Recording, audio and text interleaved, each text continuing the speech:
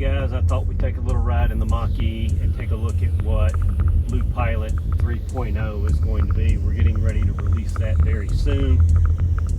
We've been holding off trying to release it because a couple of months ago, Comma really overhauled the database and how all the code is written for OpenPilot, and it's kind of forced SunnyPilot to rewrite a lot of his code, and we've been waiting on him to finish rewriting his code before we made an update to BluePilot because we felt like it was stable and a lot of people were enjoying it. But a lot of the devices that have been shipping lately, there's something different in them just a little bit.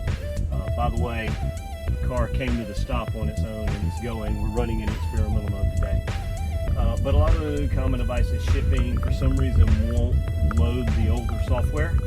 We don't quite know what that is, but it gets stuck at registering device. So we're going to make a release of BluePilot based on SunnyPilot's work in progress. So it's not going to be full featured as the older releases are, because Sunny hasn't finished updating all of his features for the new software, but the basic stuff is there.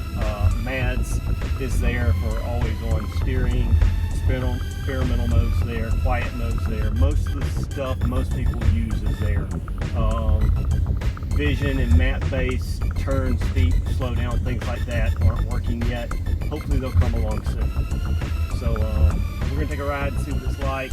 The biggest change to BluePilot is that we have worked on the algorithm that handles steering wheel position, so that it hopefully requires a lot less tuning for everybody, so that it's a little more self-tuning. So when you go into the menu, you really only got a few toggles to deal with. You can change your predicted curvature and your desired curvature blend ratio. You can enable advanced lateral control, and if you enable advanced lateral control, you can change your in-lane position. That's it. Those are the only options you've got. And so I've got advanced lateral control turned on, and I've got my predicted curvature ratio set to 60%, and we're going to see how it handles a little bit of a curvy road that we're going to go take a look at, and then we'll get up on the highway and see how it's doing there. You can see I've had to kind of touch the wheel a little bit. The stripes in my neighborhood aren't really stripes, they're just reflectors every now and then, and the OpenPilot tends to have a problem with those sometimes. So sometimes I have to center it up on the roads where there's no stripes.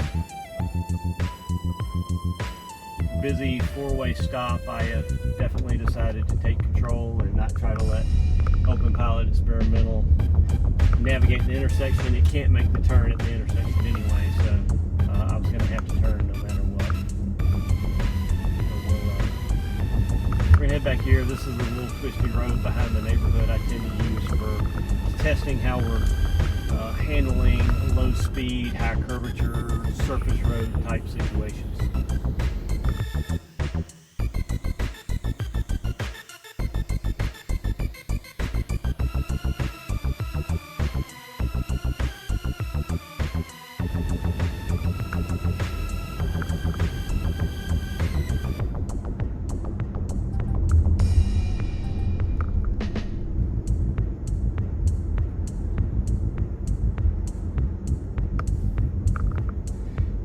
Too much turn there. It was beeping at me, letting me know that, you know, we were in a situation where it felt like it was at the edge of where it could control, and it certainly did overturn just a tiny bit there.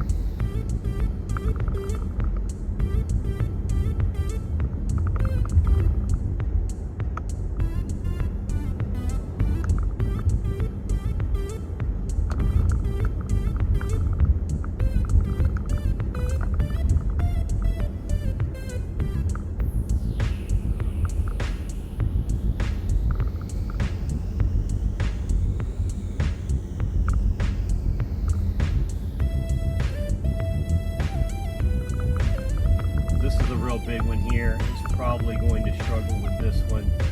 This is kind of really what I consider the very limit of what OpenPilot can handle in a Ford vehicle. That generates about 0.012 inverse meters of curvature. And as you can see, it went a little wide and then came back a little sharp and then centered up. If there had been, you know, someone in the oncoming lane, I definitely would have had to have taking control during that situation.